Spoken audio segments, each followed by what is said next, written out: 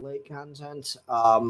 Again, just bought a house. Things are falling behind. I apologize. I'm doing my best. Hopefully next week's Geeky Gentlemen's will be out on time. Oh, my mic is not working. Says it's good. I'll wait for confirmation that it's all good from Vac and Robert before I continue.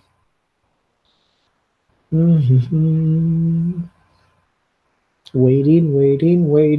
The best part of the show. Everyone just loves it. Man, the delay on these things is ridiculous. Like, what's the point of live chat if you can't chat live? Okay, so I think I'm good.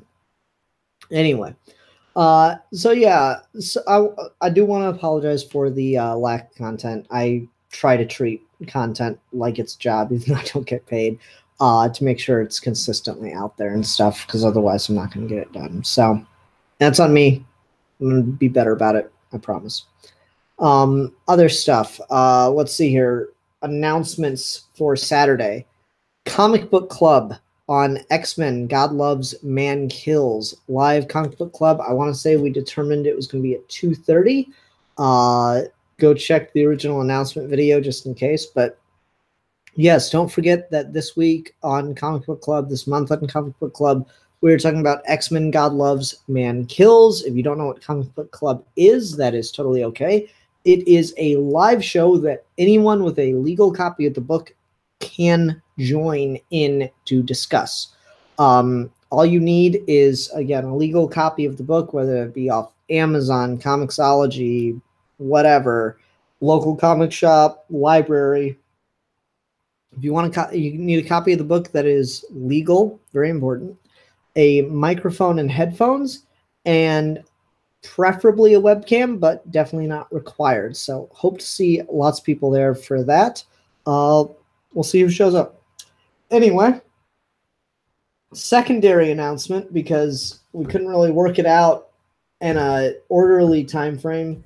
The Vacuuminator and I will be doing the monthly comic roundup live on Saturday as well. That one will be later in the evening. Probably going to go for like 8 o'clock or something, so I can just do something during the day. Anyway, yeah, lots of stuff, lots of things to do. Anyway, what else going on? Not much, and I got a lot of books to talk about, so I'm gonna just start getting into these. We'll be starting tonight by talking about Wonder Woman, number 55, followed by The Flash, number 55, Justice League Dark, number 3, Justice League Odyssey, number 1, Action Comics, number 1003, Mighty Morphin Power Rangers, number 31, Heroes in Crisis, number 1, Batman Beyond, number 24, and that's not all. Oh, let me get this screen share process going. Share. Okay, there's the Infinite Void. For our throwback review, we'll be talking about Doomsday, Year 1, 1995 annual from DC. And then for Trade Talk, we'll be discussing Batman Beyond, the original 6-issue series from 1999. I talked about the first issue of this last week on the throwback, and I read the remaining 4 issues, so that's going to be our Trade Talk. Alrighty. Okay, I don't care. Stop sharing. There we go. All right. So yeah, plenty of shit to get into tonight, and well, no time like the present. All right. Let's start off by talking about Wonder Woman number 55. So this concludes the the whole story arc that's been going on with Artemis and Atlanta, and the Baja Migdal, or whatever they call themselves, the Amazons that went into self-imposed exile. Steve Orlando just gets Wonder Woman. He's not like amazing at writing her or anything, but he understands the character, which is really important. And so you just get some really cool scenes wherein Wonder Woman is a clever person more than a great fighter, which I feel is really, really good to see.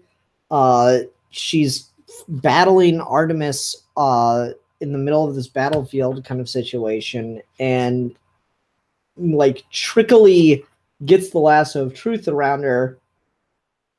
And I don't know, I thought this was an interesting way to display this, that like being bound by the lasso can kind of transport you or like give you a out-of-body experience of experiencing nothing but truth within the perfect, as Wonder Woman puts it. So we do that trick twice in the book, where Wonder Woman kind of cleverly loops someone in the lasso, and then they are just kind of alone in this void with no one else but Wonder Woman and the truth. So I don't know, I thought that was a pretty interesting idea, and it was just a cool way to display it. And so she wins this battle not by beating up people better than anyone else. She wins it by getting people to admit the truth and surrender peacefully. That's great. Nah, you think you can hold me? I will never submit. Loving submission can be intimidating. So can the truth. That's a great Wonder Woman line. That's so up her alley as a character. It's just kind of perfect. So there's like this whole political situation going on that I really don't want to take the time to describe, but basically the queen that led everyone to war was acting on the will of her people, so they don't dispose her from power, but they free Atlanta, the founder of the people, and now she has a leadership role as well, and so they're going to contend. And so I could see these characters being brought back and coming up again in the in the future of Artemis's stories, or maybe Wonder Woman's, or who knows what. Is it Orlando writing Red Hood and the Outlaws? I don't know who's writing that, but I can see him like leaving groundwork for this, because they kind of have Wonder Woman and Artemis go off at the end here. And then there's this little note. And for more on where Artemis went after this, see Red Hood and the Outlaws number 25 and Red Hood and the Outlaws annual number 2. So I'm just not sure if that's like, if Orlando's just laying the groundwork for that stuff, or the background for that stuff, or if he's doing it himself. So I thought that was interesting. Comics can be so weird, and Orlando is one of those guys who's really writing a lot of continuity heavy stuff, which is kind of interesting. Because he's kind of all over the DC universe right now. And so we get this moment where Wonder Woman gives Artemis the lasso of submission, which Superwoman used the lasso of submission for unspeakable evil. See Justice League, The Dark Side War. Note from the editor. I didn't read that shit, so I don't know what that's in regards to.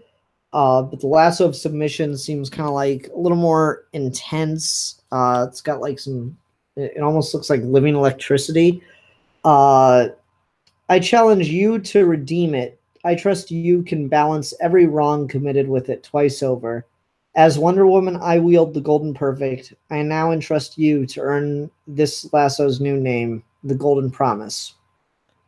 And so then we get Artemis and Wonder Woman going their separate directions with disagreements, but sisters nonetheless. And now they've both got respective lassos. So that's cool. I don't really know what the power set for the lasso of submission is. So that's, I don't know. Admittedly, I'm not going to really jump to go read Red Hood and the Outlaws because I just not enough interest in it. But I mean, that's cool for her. You know, give her something else because they just destroyed the Bow of Ra.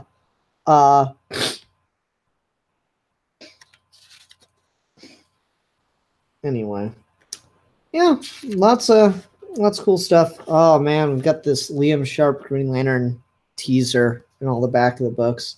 And it's still 2 months before the books come out.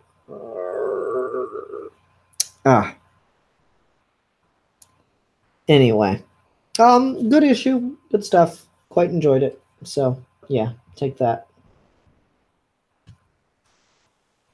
Alrighty, let's go ahead and go on to The Flash, number 55.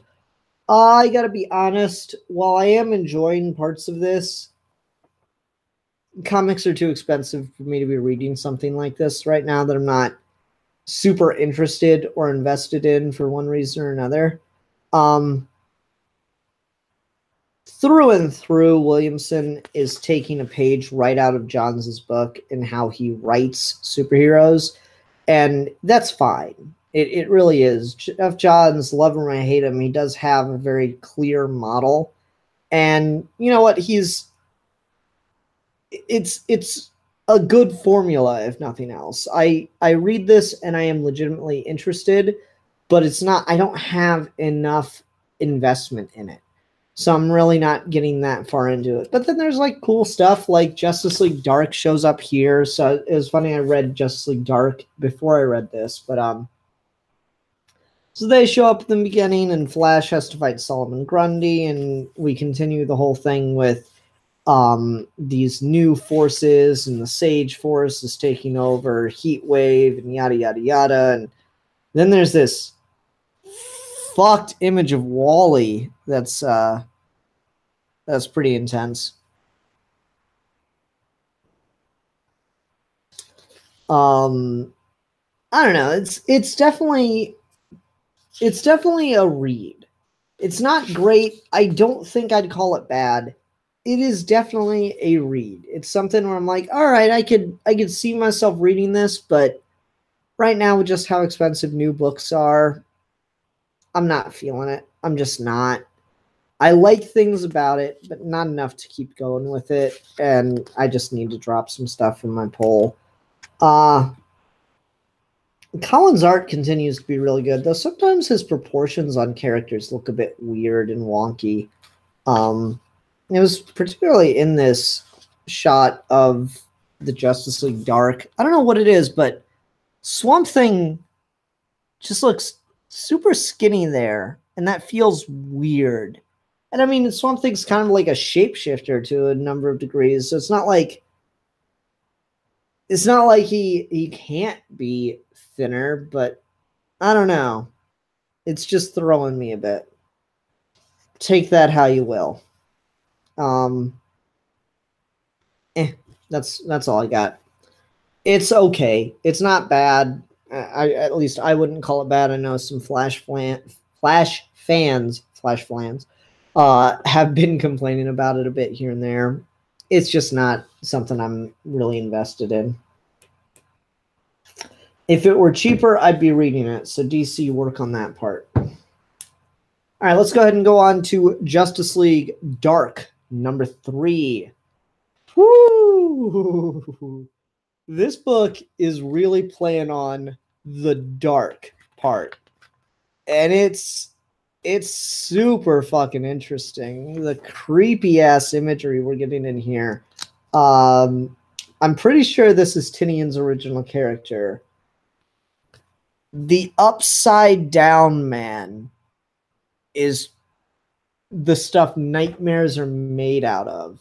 And it's terrifying. He's just playing with everyone throughout this whole issue. And so like the scale of this guy as a villain is really, really fascinating.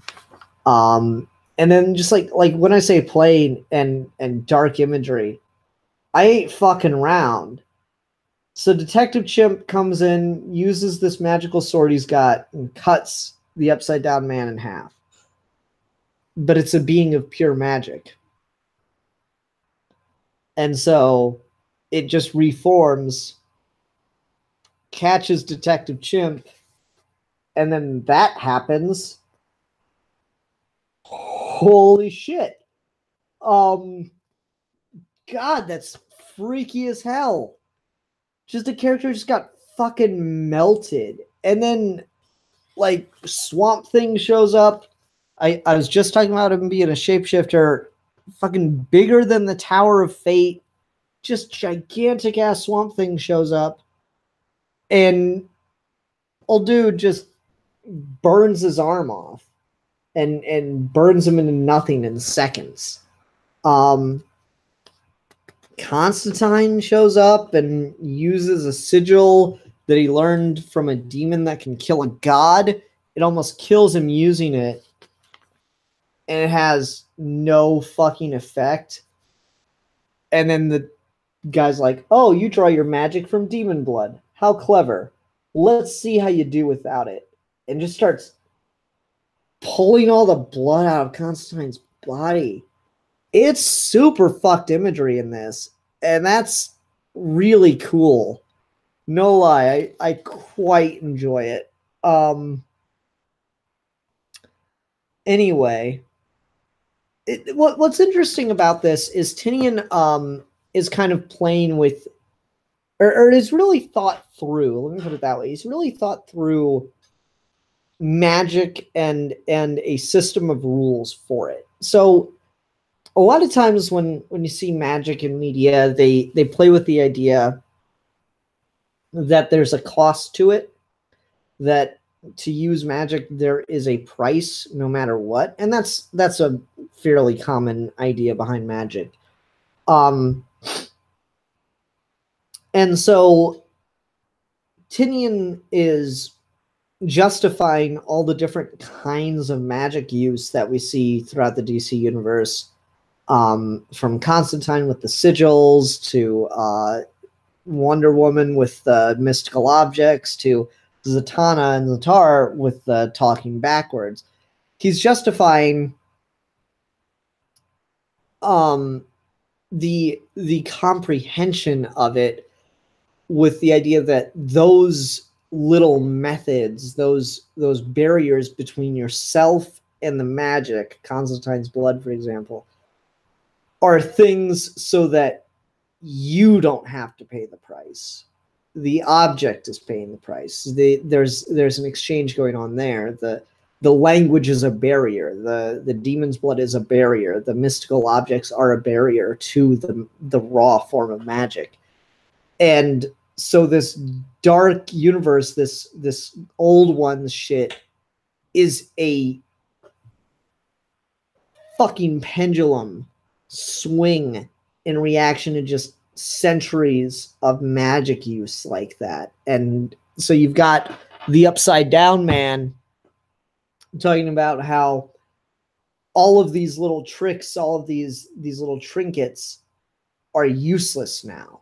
They don't mean anything because he understands the idea of separation between them.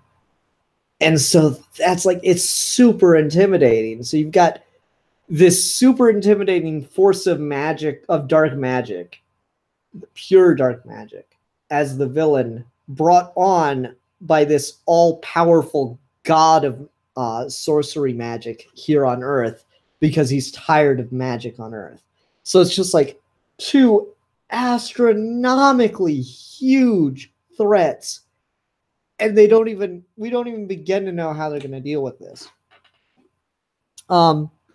Unfortunately, the Upside Down Man is a bit of his own undoing, because when he sees Wonder Woman, he sees something in her and is not sure what it is. So here's where the mystery is kind of coming into this book, because he's so self-assured that he can't help but try to pick at it and unleash it to figure out what magic she's hiding.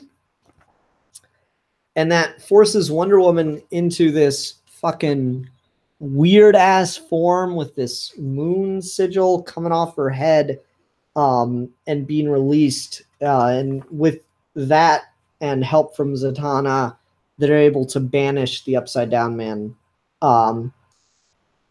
I Stjepan u Morphin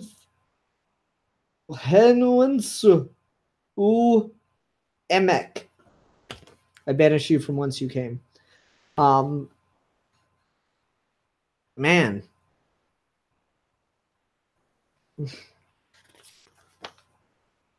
It's just, I don't know, it's just interesting. You get some like really cool, intense imagery. Like for all the writing that Tnion's doing here, the art is just absolutely fantastic at conveying not only a scale, but a real sense of just terror. Again, like Constantine using a sigil meant to kill a god feels grand and grandiose and epic. And I don't know enough about Constantine to know if he should be able to do that or if that's like a complete perversion of what he was originally intended to be able to do, but it's fucking epic shit. And Philip Kelton's asking, so what was the magic within Wonder Woman? They don't know. Interestingly, the next story is called So Tolls the Witching Hour. And if I go back to my Wonder Woman issue here, it actually has a little epilogue that ends with Wonder Woman's aunt saying, there's no such darkness in you. And we get a tease of the stuff that's going to be going on in Justice League Dark. So it looks like Justice League Dark and Wonder Woman are going to be running concurrently for a while, and that's really cool. I'm excited that I don't have to pick up a book that I'm already picking up. Also, I like Zatar being in here. It's kind of interesting how Tnion's like taking a look at these characters as younger people. So we had like the Diana issue last time, and maybe this whole The Witching Hour thing is going to be connected to her experiences her experience as a child from issue 2. But we have Zatar's like he wakes up Zatanna every morning by saying "Tegpu, get up," and forces her to go through all this sleight of hand style magic training, illusion training. But while she's doing it, he says to visualize what she wants and speak the words backwards. So when she's trying to pick a lock, she's speaking "Kolin," but she's still picking it proper. And then he makes her do it without any tools, without the benefit of illusion, just with the words. So that was cool. I really like it. It's pretty good stuff. Tynion's a really solid writer, in my opinion. He's definitely not the best guy working in comics right now, but he is nice and solid and consistent, which I really appreciate. A lot of people can be really inconsistent. I don't love every single thing I read from Tnion, but I can tell he puts a lot of thought, a lot of work into what he's writing, and I appreciate that. Oof.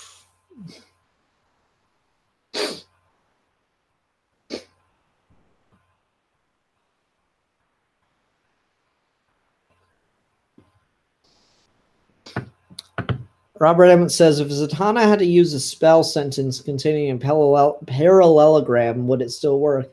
I assume so, because it's still the word backwards.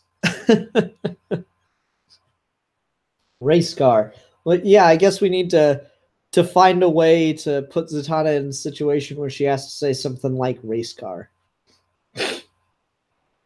Oh, man. All right. Let's go ahead. Okay. Like if she wanted to spell, I want to beat the final level of Mario. Omar level Lenofet Tebe Ut Twan I. Would it work because she still said level? I don't know. All right, let's go ahead and move on. Talking about Justice League Odyssey #1. The book that has been delayed is finally here, and unfortunately we're only getting Sejic on it for 2 issues, which was the primary reason I was buying it. I was really excited to see Stephen Sejic because he is an artist that I really, really admire, and I want to see him do some more mainstream stuff, even though I really like his creator-owned work. So I was really, really excited when he got announced for this book, and it was just the stuff he was sharing looked absolutely gorgeous. But there was some kind of miscommunication on the script for issue 1, and so he turned in something wrong, and so that got the book delayed because he had to rework it, and then there was more delay because of Comic-Con going on at the time, and so he had to drop off from the book after issue 2, and that's really disappointing. I don't know. I really wanted him to be on this book for a minute, but we're only getting 2 issues and some covers. It's a wacky, cool, fun idea. So you've got the Justice League, kind of a ragtag Justice League, teaming up with Darkseid of all things, and that's really cool. Just from the cover, you can kind of tell why I'm excited for Sejic's art. I love his style so much. It's that perfect blend of like realism in rendering and high fantasy, and it's just it's so awesome. And really, right from the beginning of the book, we get some really, really kick-ass stuff from Sejic that just looks absolutely stunning with Jessica Cruz, who's been put out on the outreaches of the Ghost Zone, where a bunch of planets have been released because of something that happened in No Justice, and she's on patrol there. She's on guard duty. But suddenly, in the middle of her guard duty, Brainiac's ship starts crashing into the Ghost Zone. So she goes to try to confront who's ever in there, but who's in there is Cyborg, Starfire, and Azrael. Jean-Paul Valley again, which is interesting. Cyborg and Starfire have hijacked Brainiac's ship to go to the Ghost Zone to help because it's all their fault that all these planets have been kind of just left there. Azrael felt a call from the voice within his head to go, and so he's joined, stowed away. And Jessica Cruz was trying to stop the ship when her ring stopped working because of the conditions within the Ghost Zone, and she had to be pulled on board. But she's not happy with anyone and says they're all under arrest. But no time for that because fucking epic, cool-ass giant monsters attack. God, Sejic and fantasy work is amazing. And they've got to land the ship quickly and yada, yada, yada, yada, yada. While they try to figure out why they've all felt called here, Omega beams slice open a giant rock monster like it's fucking butter, and Darkseid enters like a boss. Oh my god, Sejic on Darkseid. Even this weird-ass design for Darkseid is so cool. Fucking, like, the hood looks so ceremonial. I really don't like a lot of the redesigns people have done with Darkseid, but this, I just like Sejic's art so much, I'm sold on it, you know? Darkseid's still weak from the events of the Wonder Woman arc, and he's younger right now.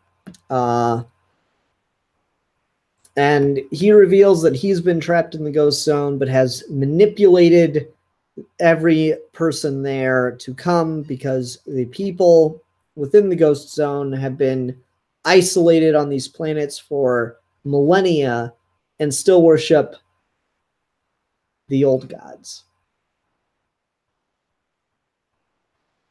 I love that. I love that idea. Because if you go back to Kirby's original Fourth World, it says that the world of the old gods split in two, and from it rose Apocalypse and New Genesis. That's great. It's brilliant. I love it. So you've got these planets that used to worship the gods from which Darkseid and everyone were born.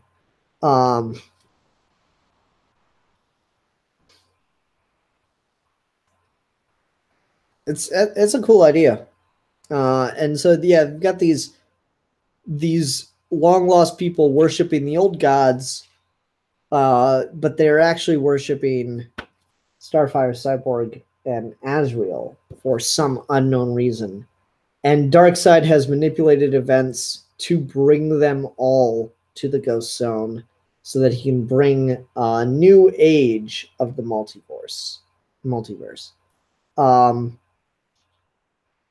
don't know. I was not super invested in the plot of this. I really was reading this for Sejic's art, and so when it got announced that he wasn't going to be on issue 3, I definitely was like, maybe I'll read it, maybe I won't. But I really do like this premise. It's got some interesting ideas in it, and I'm like, oh, okay. I'll give it a shot. So we'll see how long I last on this. Again, Williamson isn't one of my favorites, so I don't know if he's going to be enough to keep me on board, but we'll see what happens with that. In other news, not that I'm going to confirm anything because I don't have any actual thing to confirm, but speculative news, I'm pretty sure Sejic is going to be doing an original graphic novel or limited series or something of solo Harley Quinn. And I'm very excited for it. One of the reasons he's not going to continue on Justice League Odyssey, besides all the delays and stuff, is because he needs to focus on his own work, but also on this other pitch that he got approved from DC to do. And so he's had a lot of popularity on some fan work he did of Harley Quinn. He's been sharing that over and over again randomly for years now. And he shared something from it that's new and in color. It's not been announced, but I'm pretty sure he's been confirmed to do the thing that I was hoping he'd be doing for a long time. And so I'm really, really pulling that that's it.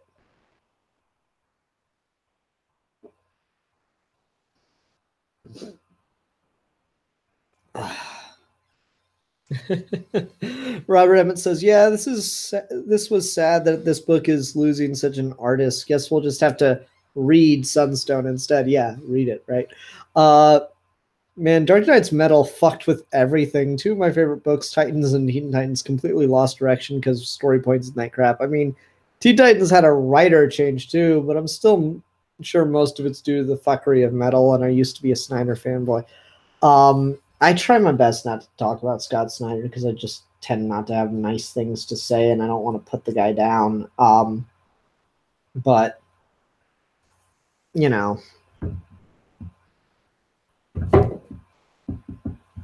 shit happens. The Vacuuminer says, all right, Ian, enough beating around the bush. Did you like Power Rangers or not? Well, let's see here. One more book, and we'll get there.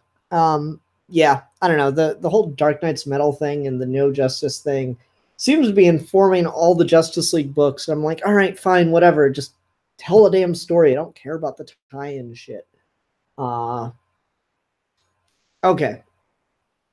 Anyway, let's go ahead and talk about Superman Action Comics number 1003. A cover that doesn't exactly have anything to do with the story, but not entirely off. So really, Bendis is having the artists do something absolutely amazing here, which is to show the desks of Daily Planet people. And so this is Perry White's desk, and it's exactly what I hoped it'd be. Though admittedly, some of the detail work here is not as fun as the last one was. Because you can't read a lot of the things. You can read an email about a Red Tornado book pitch that Perry White apparently sent to Dan Didio at DC Comics, which is kind of weird, but whatever. And then there's like a story idea, the creative team called Leviathan. So I don't know. I was a little disappointed in that because that seems more like in jokes. And I was kind of hoping just for more like, continuity or character stuff within the universe of the book itself. But as far as just the fucking nightmare mess that this is, with like the cold cup of coffee, all the ring stains from the different coffee mugs and whatnot over the years, I really like that. The note says "Fire Jimmy." I like that too.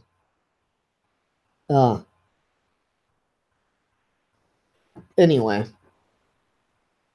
so the main story here is this good woman who's kind of got some shady stuff going on, gets a piece of kryptonite like she'd asked for in the last issue, and then takes it in her purse to work, which causes Clark Kent to nearly pass out in the middle of the office, and everyone's kind of freaking about it when she decides to leave and starts walking out around on the streets. Batman steals her purse and interrogates her about the kryptonite. Why do you have this? She's like, I'm a journalist. I got it for a story. Blah, blah, blah, blah, blah. It's like, this is technically a weapon of mass destruction. No, technically it stops a weapon of mass destruction. Good point. Can I have it back? No. You're keeping it? This can't be out on the street. You just mugged me in an alley. I just made your story great. Batman just mugged me. This is a fun scene. So yeah, Batman gets the kryptonite, and old girl goes to the bar where she got it, and suddenly she's confronting someone who's killed by the red cloud. When Superman shows up, and Good kind of plays up the whole victim thing. So Superman's not exactly on her tail yet. Then we get a cliffhanger of Lex Luthor busting in on Lois Lane, wherever she is. We haven't seen her. We saw her right at the end of last issue, and then this is all more we've seen of her. So whatever Bendis is doing with Lois Lane, it's a slow burn. Just artistically, I want to say I still love Yanick Paquette. He does just amazing artwork, and I can't get enough of him. He really likes playing with panels, and it's really fun to see the way he does stuff like that. I particularly like these panels here where Clark is feeling all woozy and stuff because of kryptonite, and so you got these kind of squiggly panels that just, I don't know, it kind of brings you into the story and stuff. I quite like that. Now there's some more example of it. So yeah, Paquette does some really, really cool stuff, and I quite enjoy seeing him. Lots of nice, vivid facial expressions, which is really cool too.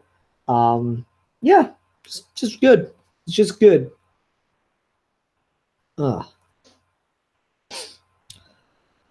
Like Bendis' take on Superman's supporting cast, they all feel like people with real understanding of each other. Like Perry is worried when Clark is sick, but still yells for everyone not needed to work. Yeah. That's a good point. He really does write a good Planet crew.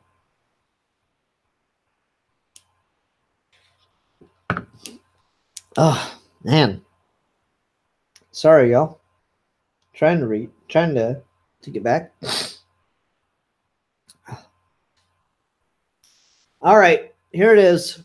The moment you've all been waiting for.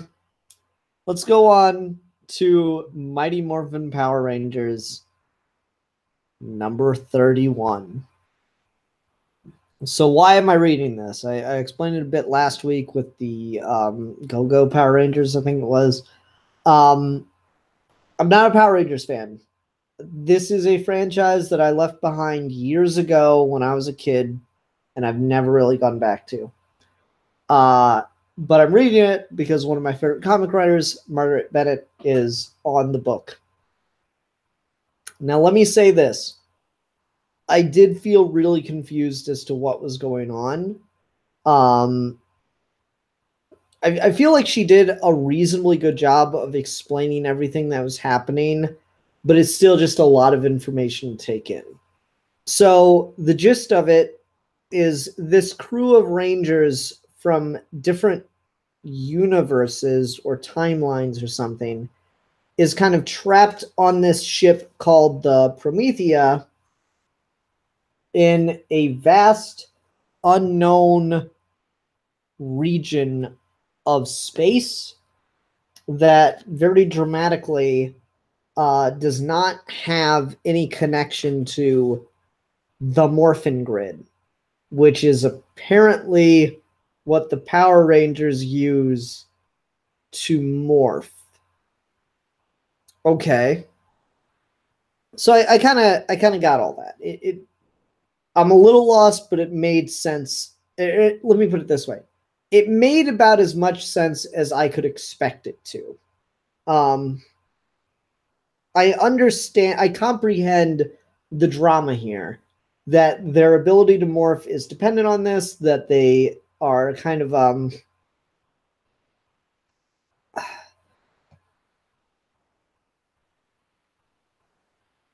that they're kind of resource dependent since they can't morph without access to the power grid, or they can only morph a certain number of times. So like I get the drama is what I'm trying to say. We do a thing that I kind of like where we kind of, you know, see the layout of the ship, and that's really useful to just, since it looks like we'll be spending a lot of time in this ship given the situation. They're on it for 40 days, just kind of adrift, not really sure what to do or where to go. And so that's kind of cool. I really did get a whole feeling for Star Trek Voyager. And I know I'm like one of 5 people in the world that actually enjoys Star Trek Voyager, but I really just want to see Margaret Bennett write Star Trek Voyager now, because it felt really similar to that, particularly with the turn this ends up taking, wherein they find a distress call and have a quick debate over whether or not they even have the resources to help or if they should help. And we get this speech from one of them. The Prometheus so beat.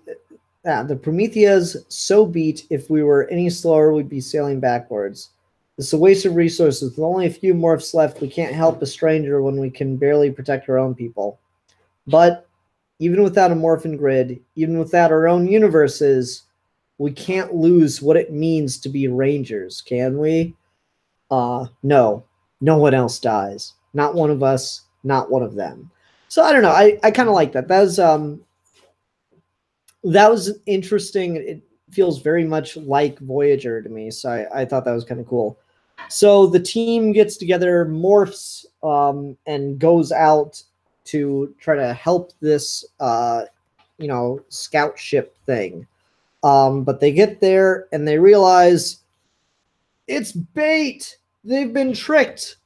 Suddenly, a new Ranger appears on the bridge of the Promethea, detonates some kind of device that robs them of what little Morphin energy they have left, and disappears just as quickly. And I don't know, I quite liked this. My suit, the dagger, she's draining all the Morphin energy. Why are you doing this? So that's how you get your powers. That's why you're the thing you are.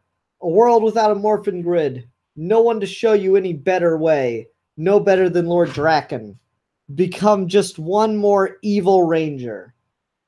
I don't know, I kind of like that. The idea that like desperation fuels evil. I don't know, for lack of a better word.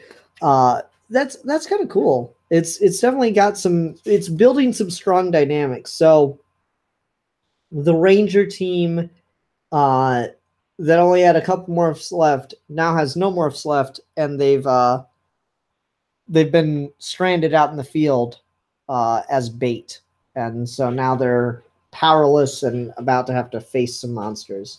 And that's where the book kind of leaves us. There's a little backup 2-page comic that I have no background on whatsoever, so I'm not even going to try to talk about that. I don't know. I said I'd read a couple issues of this. For as confused and as lost as I am on just the premise alone, it's definitely intriguing. And so I thought it was pretty cool. I'm not gonna lie, I did think it was pretty cool. I'm gonna keep going for at least a little while. I can't promise forever, but I'll keep going for at least a little while. I saw the comments kind of blew up while I was reading, or while I was talking about this. So let's go through the comments. Not the comics. We just went through the comics. We need to go through the comments. Okay. Yeah, I actually haven't read it yet, says the Vicuminator. Well, I hope I didn't spoil anything for you.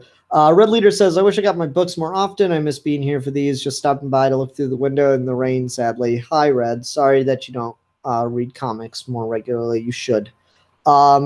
Vicuminator says, PR is one timeline, but due to the shattered grid, they got all split up into their own dimensions. Now some people don't know who others are.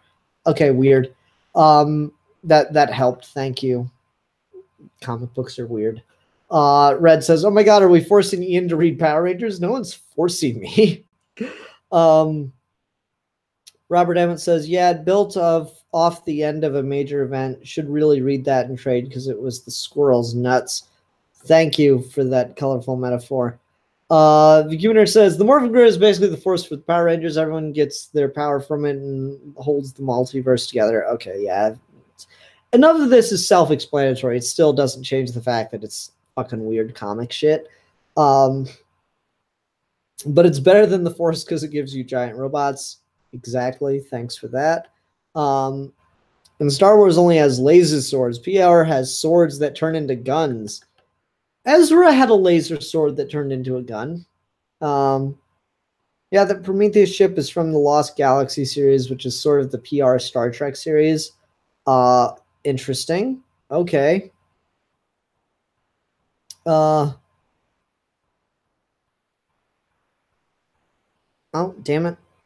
Wait, Lost Galaxy references. My favorite series. I want an ongoing with that team. Dang it. Lost Galaxy also had one of the best casts in the finales. I don't know enough about Power Rangers to have anything on this. Zord fights sucked, but most other stuff was good. OG Manga Defender was amazing. Okay, wow. This is like, there's a range of opinions on fucking Power Rangers stuff.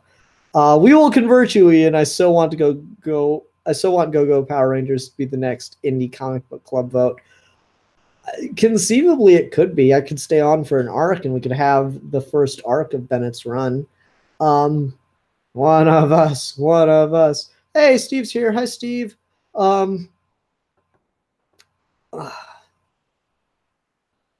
Yes, everyone's in time for Tom King because I'm about to talk about Heroes in Crisis. Man, everyone is all over Power Rangers, though. That's hilarious. Who knew? I have no idea who my audience is. I've realized that over time. I have no idea what pleases my audience. I'll be like, oh, let's talk about this on Geeky Jam. And I bet people love to hear about that. And then, like, no views. But then fucking someone will pick, like, a garbage movie that no one's ever heard of. And that'll have, like, 300 views.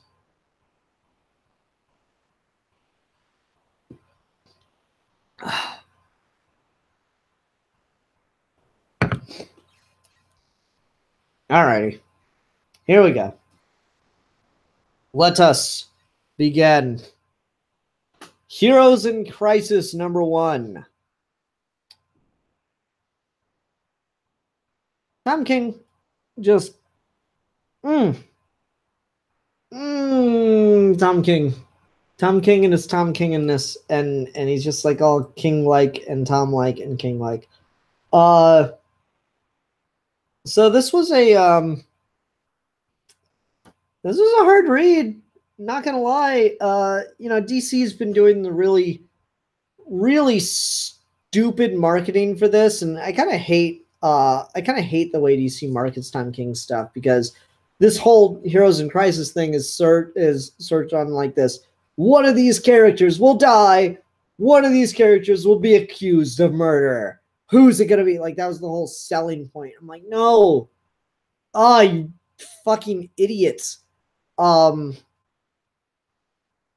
so, yeah. So we got Sanctuary, which was set up to try to help these superhero characters deal with trauma that they experience on these, journeys and stories that they go on. And we begin Heroes in Crisis with Booster Gold sitting in a cafe and Harley Quinn coming to confront him. They briefly enjoy a piece of pie and a cup of coffee together before Harley Quinn decides to stab the shit out of Booster Gold, and a superhero fight breaks out.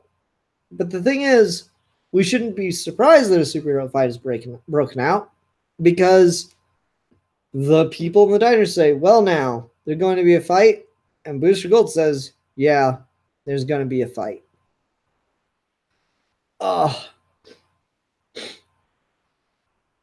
So anyway, there's a fight.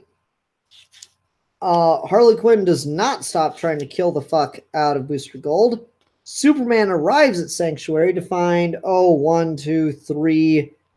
least 4 dead heroes.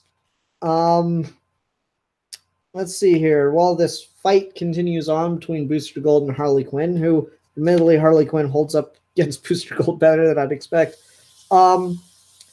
Arsenal and Wally West, the Flash, dead. And yeah, the Sanctuary robots destroyed. Batman, Superman, and Wonder Woman investigate the scene, and Batman determines. So it just means what we already know it means, what it always means. Our hope for redemption is now just another hunt for vengeance.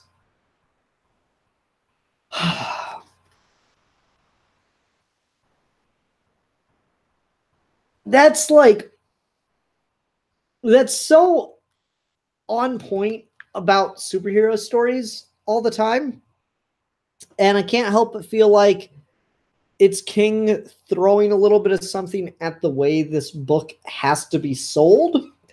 We can't just have a book about a place that these larger-than-life characters go to deal with trauma, because that's not interesting. So there needs to be a murder mystery. There needs to be some kind of driving force to motivate the action of the story. When ultimately, the murder mystery is sad and certainly shocking,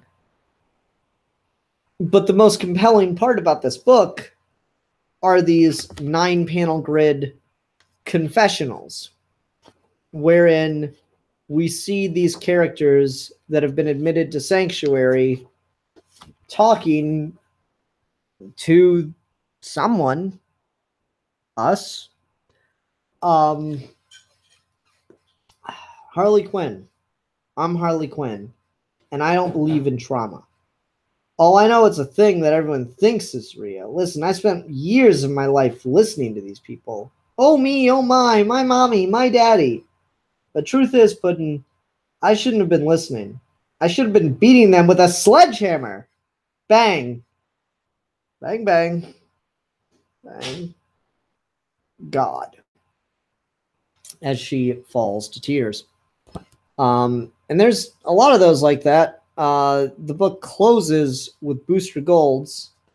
I'm Booster Gold, and I'm the greatest hero you've never heard of. And you are Sanctuary. The robot super reality therapist built with Kryptonian tech and infused with the will of Batman, the compassion of Wonder Woman, and of course the honor of Superman. You help heroes who have seen too much or done too much. all us heroes, all fighting all the time.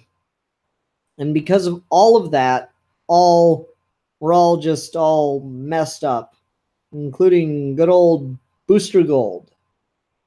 So, okay then. I'm here. I'm ready. I'm talking. Help me.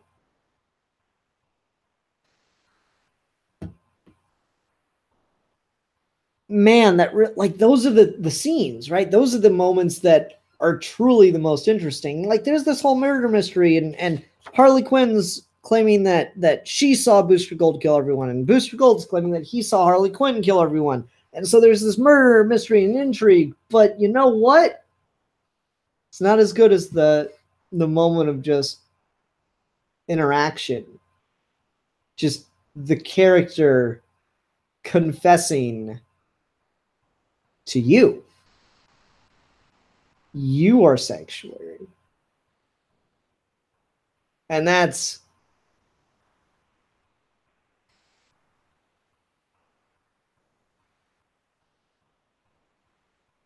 shocking, imposing, intimidating. Suddenly it feels like you have a weight on your shoulders. You have to help.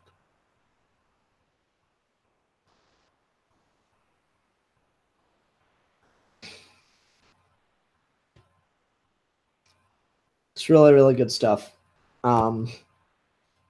Clay Mann does a really good job on the art. I like the way he draws Harley Quinn. I really don't like the way Harley Quinn's drawn half the time in comics. Often she just comes off as kind of trashy and stuff, and like the outfits that the stuff since Doom 52 have given her don't really help with that. But I don't know, Mann's able to draw it in a way that I feel like looks more realistic and less exploitative. So that's pretty good. And then there's just kind of creepy ass imagery like this. Yeah. I don't know. It's good stuff.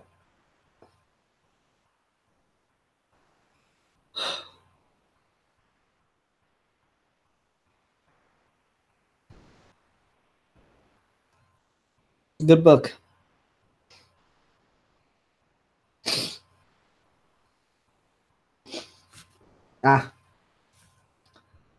Alrighty. We're getting somewhere.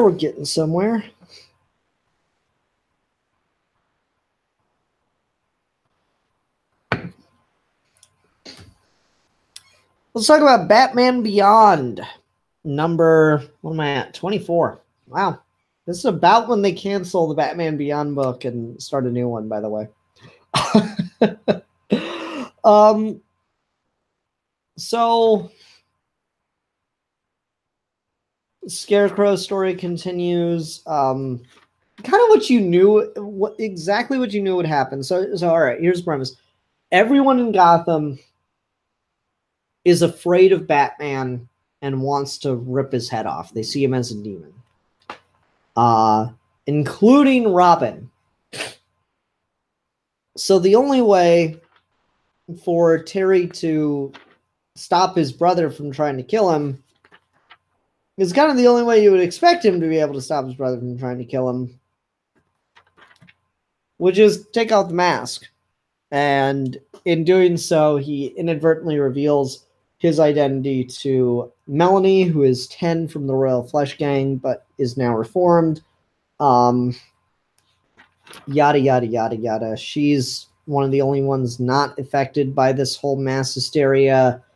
And as luck would have it, as soon as Robin is back on Terry's side, Bruce is able to stop the signal that has been affecting everyone. And so no one hates Batman anymore.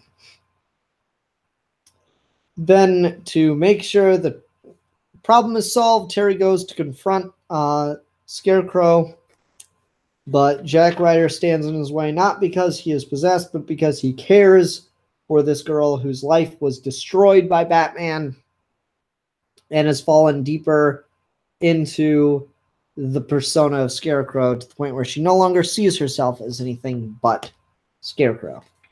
Scarecrow. Scarecrow. Scarecrow. Just, this has nothing to do with this book, but one of my favorite lines in any fan thing, or just favorite Joker lines ever, was from a fan project called the Joker Blogs. It was a series, and they're interviews with the Joker, and he starts talking about like what he does in Arkham Asylum day to day. It's set in the continuity of Dark Knight and everything. He goes, oh, you know, on Tuesdays I hang out in the yard and I talk with my friend Carmine Falcone. We talk about all kinds of things: politics, philosophy, moral degradation of society. Well, I talk about those things. He mainly just brings up these anecdotes like Scarecrow, Scarecrow, Scarecrow. One of the best lines ever. I missed that series so much. Just reminded me of it. So yeah, so there's a rift between Bruce Wayne and Jack Ryder, the former Creeper, and Jack Ryder's still pissed at Bruce by the end of the story, saying, Bruce like, I never meant for that to happen to her, and Jack says, the hell you didn't. Batman did exactly what you designed him to do. Create fear, in this case, in a small child. So, I don't know, it's interesting that particular use of Batman is being brought up in the story where we start to have Robin beyond. Like, Robin was introduced in the last story arc, but in this story arc, he's now officially being a thing. Matt is now the official Robin beyond, and Terry's on board with it and everything. So it's just because that's part of what Robin serves, is so that the right people aren't afraid of Batman. And so I thought that was interesting. Melanie is, again, now aware of everybody's secrets, and Bruce isn't happy about that, but she's like, hey, I'm reformed, blah, blah, blah, blah, blah. So it's whatever. And next, a very special anniversary issue, Be Here for Batman Beyond number 25, and the return of the Joker, because we didn't have that in Batman Beyond already. I like this book. I truly do. It's just, man, it feels like it really feels like it's milking it for all it's worth, and that gets a little tiresome. All right. So that's it for regular single issues this week. And now we go into our throwback issue. There's the Infinite Screen. There's the comic reviews window. See how far behind this is? It's ridiculous. And now, here we go. So, go away, I don't care. I'm sharing the screen because I want to show the screen. Yeah, so this week for our throwback review, we were talking about the 1995 annual Year One Doomsday, or Doomsday Year One, probably how it's meant to be read. So, I don't know, just reading through stuff. Annuals are always usually pretty good standalone stories. And the player crash.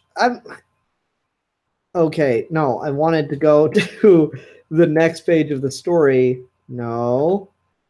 God damn it. Sorry, this is not the player's fault. This is really on my computer. I don't want the impression out there being that that the DC Universe comic reader doesn't work very well, because really it does, I promise. All right, so this is a story that's kind of bookended by all these people going to the site of where Doomsday first emerged to kill Superman, and, like, you know, being told off by the government and whatnot, and they all experience Doomsday's attack and are survivors of it in one way or another. Superman comes in and kind of de-escalates a standoff, and then starts telling these people what he's learned of Doomsday. And so we get 3 stories about interactions with Doomsday over the millennia. We start here 245 245,000 years ago with our good buddy Darkseid. 245,000 years ago. Darkseid's wedding. Darkseid has been promised to a baroness or some shit. Oh, hey, boobies. Has been promised to someone. Okay, this is terrible. I've not used this much on the there we go. That's what I wanted, was the panel. Okay, no landscape fit. Panel mode. Okay, yeah. So Darkseid's been promised an arranged marriage to this girl in exchange for her planet's fuel resources that are needed for apocalypse, blah, blah, blah. Until suddenly Doomsday shows up and is a snarling beast. Darkseid sends his friend, because Darkseid has so many of those, his friend Mayhem to go destroy the beast. And this is where this starts to get fucking ridiculous and kind of stupid. I want to read this because I really appreciate how much they're trying to hype up Doomsday at the cost of other characters. And you'll see this all the time in comics. Long, long ago, Darkseid and Master Mayhem trained together as warriors on Apocalypse. Darkseid saw his mighty friend defeat countless foes beneath the burning blaze of the planet's fire pits, and always assumed his friend unkillable. As he watched the Armageddon creature tear his friend limb from limb with a swift brutality unimagined until this day, Darkseid experiences the very first twinge of fear in his life. No, this is already bad. Like most stories with Doomsday, it's bad. Like all stories with Doomsday, it's bad. That's the definition of dumb. Darkseid's a much better character than Doomsday, and this is an attempt to hype up Doomsday by kind of shitting on Darkseid. So anyways, Darkseid determines that he'll have to face the beast himself, but unfortunately Doomsday has set off a chain reaction that's going to basically destroy the whole planet, and instead of fighting the Darkseid, and instead of Darkseid fighting Doomsday, they decide to leave via boom tube, because Darkseid realizes there's no chance for victory even if he fights the beast. And as they leave, Darkseid tells his uncle Steppenwolf, "Speak of this to no one, Steppenwolf. Indeed, the universe will never know that for the first time the great Darkseid turned his back on an opponent." That's dumb. I don't like it. It's dumb. Then there's this whole thing about like a warrior tribe that have to deal with Doomsday, and they have to kind of like trick him into getting off of their planet. So like this dude builds this suit of armor and lures Doomsday onto a rocket in the middle of a fight, and they launch off into space, and so Doomsday's kind of drifting through space. That was a boring, pointless. I don't know. At least it's more clever. I'll give it that. But I mean, how long did it take him to build a fucking rocket and a suit of armor to get rid of Doomsday? You feel like Doomsday, if he were doing his job, would have probably killed the whole planet by the time they got all that shit together. But whatever. This is just 90s comics for you, though, to be honest. Then you got nearly 250,000 years ago, there lived a mighty champion. His name was Zaran Pel, and he wore the power ring of the fabled Green Lantern Corps. Green Lantern Corps, sorry. So, yeah, this Green Lantern comes across a planet where Doomsday has been unleashed upon it. Damn it, player, come on. I'm trying to make you look good, DC, I promise. Yeah, Doomsday has been unleashed upon it, and so the Green Lantern goes down to fight the beast, but Doomsday seems to get stronger as it fights him. He's able briefly to contain the beast in a construct, but as he consults with the Guardians on what to do, Doomsday breaks out, overpowering the Green Lantern's will. That I do not have a problem with. That is totally fine and justifiable. Here's where it gets stupid. Not only does Doomsday break out and kill the Green Lantern, but he takes the Green Lantern's ring, wears it, and I shit you not. Hold on, let me make sure I get really close in on this. I'm sure you can already see it. Reading mode panels. Doomsday flies the fuck off the planet with a Green Lantern ring. That's dumb. Like, yeah, Doomsday's strong-willed, but, like, there have been controls on the rings where just no fucker can use it randomly. It's just, like, that's not... It's dumb. It's just dumb. It's not even like you're being too continuity dependent. No, it's just fucking stupid. So yeah, here's fucking Doomsday riding on a meteorite and just slaughtering Green Lanterns left and right. The Green Lanterns apparently never felt the need to catalog this shit and tell Superman about it, because this happened millennia ago. Here's Doomsday careening through the universe on a beeline for Oa, destroying Green Lanterns left and right. When he shows up, a Guardian tries to fight him, and luckily is able to overpower the ring, destroying it, turning a mountain to ash, and creating an explosion so powerful it knocked Doomsday into the far reaches of space. That's dumb. Like, again, this is just, it's this really annoying thing that comics do that, like, they've always done, and, you know, it's whatever, but still, it's dumb. And that's, like, trying to hype up one character by shitting on others. The Guardians of the Universe are fucking billions of years old, and they get into a fucking key blast match with goddamn Doomsday? Like, how is it? I don't care how strong-willed Doomsday is.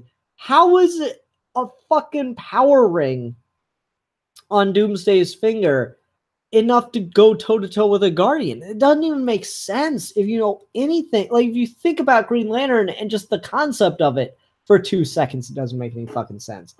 This is dumb. Like, I shouldn't be surprised. It's a Green Lantern. It's a 90s Doomsday comic. Of course it's bad, but still, it's bad. I'm not going to lie. And then there's one more story called Requiem about a planet that fought off Doomsday at one point. And, like, we get an editor's note. A fast and loose telling of the events found in Superman Doomsday trade paperback on sale now. Whatever the fuck happened there, I don't know. Like, I read Superman Doomsday. I swear I don't remember Superman bonding with an energy being to create the Silver Surfer to defeat Doomsday temporarily. This doesn't make any damn sense to me. Regardless, though,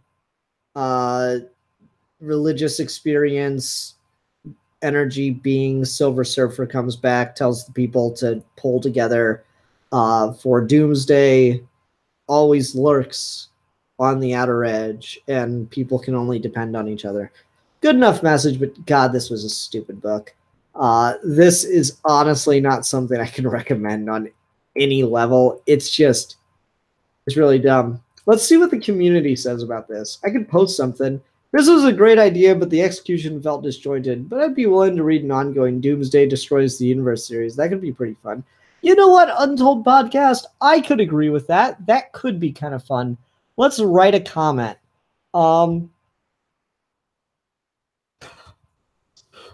Really bad. There we go. Comment posted. You know, and it's one of those things. Not everything has to be perfect. There are going to be dumb things. I don't know. I can't complain too much. I got to read it essentially for free. And so this is just one of those things I'm happy about for the DC Universe app, because I never would have bought this because I had a feeling it was going to be bad, but I just it's Doomsday. Doomsday has that factor where he's so cool you can't help but click on it. You know, you can't help but like wonder, oh, maybe this is one of the good ones, and it never is. It just never is, man. Oh. All right, let's go ahead and go on and do trade talk. How's everyone doing? Comments are looking good. All right. So yeah, let's go ahead and trade talk. Hi, welcome to another episode of Trade Talk. Still using the DC Universe app for this. This week we're talking about Batman Beyond, the original 6-issue series from 1999. This was done by Hilary J. Batter. So I talked about the first issue of this last week on Comic Reviews, and I just, it's 6 issues, so I decided to read the rest. So I want to say, besides this scene right here at the beginning, wherein we go kind of like animated series style Batman using this power glove thing, the first 2 issues of this 6-issue series are entirely pointless. The first 2 issues are just literally like, you can look at the panels here as they come up, if it wants to load. Look at the panels here as they come up, and it's scene for scene a retelling of the events of the first 2 episodes of Batman Beyond. Beat for beat, everything's the same. So I was really disappointed in that. I wanted the series to be, Batman Beyond comic. I should mention, this is not the DC Universe player's fault. This is entirely my computer's fault that it's having issues like flipping through pages. So yeah, I was just like, I was very disappointed by the first 2 issues here. That being said, issues 3 to 6 are not just retellings of Batman Beyond episodes. They are legit new stories with Batman Beyond. Yes, read now. Read issue 3 now. And this will take a minute to load. Sorry, I've already read this, so the player's kind of stuck. But this is where it starts to actually get good. Again, it's not perfect or anything, but these are where it's like actually new stories. It's like issue 3 was kind of cool because we have Blight, and he didn't get nearly as many episodes as he deserved. Blight's like trying to steal radioactive material and stuff. And it's very kind of classic story, but it just works in the context of Batman Beyond and stuff. So you got like Terry dealing with that, and he kind of comes across this community that's been living in subterranean tunnels, and he has to deal with them and not expose their secret and yada yada and defeat Blight. In the meantime, I really do love this moment where Terry's got something that will make radioactive elements inert, and he points it at Blight, and I like this this interaction they have. I wouldn't come any closer. This might have the same effect on you. You're bluffing. You sure? This is the last time, Batman. I don't know who you are or how you've come this far against me, but the next time we meet, I'll kill you. So just, I don't know, I really like that moment. That is everyone kind of throws the criticism at Batman Beyond that is just Spider-Man, but what if he were Batman? And that's a moment where you could maybe convince me Peter Parker would try to pull that shit, but this is such a Batman move right here. Like, my thing with Batman that I really like about the character is Batman has the mentality of, hey, come play this game with us. Can I cheat? No. Then I'm not going to play. But we really want you to play. Well, let me cheat. All right, fine, you can cheat. Then I'll start playing. And then he'll cheat, and they'll be like, hey, you cheated. He's like, yeah. And I said I was going to do that, or I wouldn't play. Like, that's just Batman's mentality, and I really like it. So just that whole moment really works well. There's also a really sweet page here at the end where he delivers toys and food and supplies to these children and people living in these tunnels underneath Gotham. Because they don't feel safe on the surface, and establishes that they're under his protection and stuff. So I thought that was cool. It was a nice moment. But then other issues in this are like, okay, what? It just feels like really generic Batman comic and doesn't really feel like Batman Beyond. So issue 4 is the Demon Etrigan meets Batman Beyond, because I shit you not, a kid from Terry's school got on the Library of Congress and read scans of a spell book and summoned a demon that he bonded with, similar to Jason Blood and Etrigan.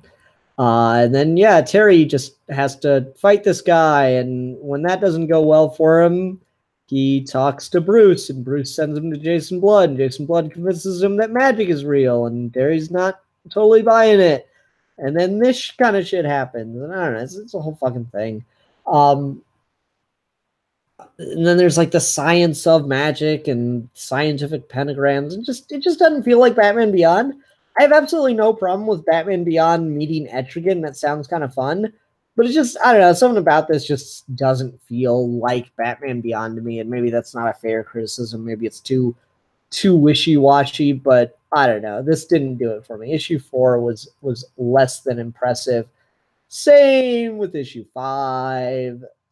So ultimately, you know, I'm talking about a 6-issue series, and 5 of them are only one of them is really any good, and even then it's just okay. Issue 5 is pretty dumb. They're on a school field trip and someone touches a mummy and the mummy comes alive and thinks Dana's his bride, like every mummy movie ever. And so it wants Dana, and it's like absorbing the life force of students, and it becomes more human looking and starts going to Gotham school with them. Oh, and that's just dumb. So Terry has to deal with this shit, and yeah, like, oh, she looks just like Dana. It's just stupid. And again, I have no problem with magic being introduced in Batman Beyond and him having to deal with it, because it's a thing in the DCAU just like it is in the DCU. It just feels really off. It just doesn't feel like it's well thought out, and it doesn't feel like it belongs in Batman Beyond at all. Ultimately, Terry's able to finagle it to put the mummy to rest with his actual bride, so he leaves Dana alone. Whatever. Not impressed. Less than impressed in issue 5. Issue 6, I will say, was a bit better. Pretty much an Ink story, pretty much like all Ink stories. She's kind of desperate. And so that's kind of just going on. This was just better just because it felt more in tune. Like the ones that use Batman Beyond villains, believe it or not, feel more like Batman Beyond comics than do the others. Big surprise. So I don't know, this just works better. They like find out that Ink's they have like a sample of Ink, and they find out that Ink's attracted to herself, but really she's being abused by this evil scientist guy who's put implants in her and can torture her whenever he feels like it, and yada yada yada. But Batman's able to track Ink down, and they end up teaming up to fight this guy together, and there's like they end up beating the guy, but then there's a fire, and Ink escapes in the fire by bonding with a gorilla, and then escaping via truck driver. I don't know. It's better. It's a better issue. It's not great or anything. Issue 3 definitely is the standout of this 6-issue series. But again, just like I said with Superman Doomsday, it doesn't really matter because I didn't pay for any of this. Or I did, but this website thing is already paid for itself for me. So ultimately, what I would recommend is read issue 3. It's not great or anything, but it's alright. It's fun. Issue 6, same. It's alright. It's fun. And if you like Batman Beyond stuff, you should like those 2 issues. These 2, not very good. Not really got the feel of Batman Beyond. These 2 certainly feel like Batman Beyond because it's just the first episode. So yeah, that's my review of the 6-issue original Batman Beyond series from 1999. I've read a few issues of the other series that this spun out, the ongoing series that this spun out, also titled Batman Beyond V2, I guess you'd call it, Volume 2. So I might tackle that at some point, or just another issue of that at some point, but I don't want to be repeating myself too much on throwbacks and stuff like that. So anyway, that'll do it for this episode of Trade Talk. Thank you very much, everyone, for watching Infinite Window. Thank you for watching this episode of Trade Talk, and I'll see you next time. Bye. And as far as comic reviews go, I got nothing left in me, man. I got nothing. It's a lot of work getting through these. All right. Anyway, that'll do it for comic reviews. Everyone, have a great night. Bye.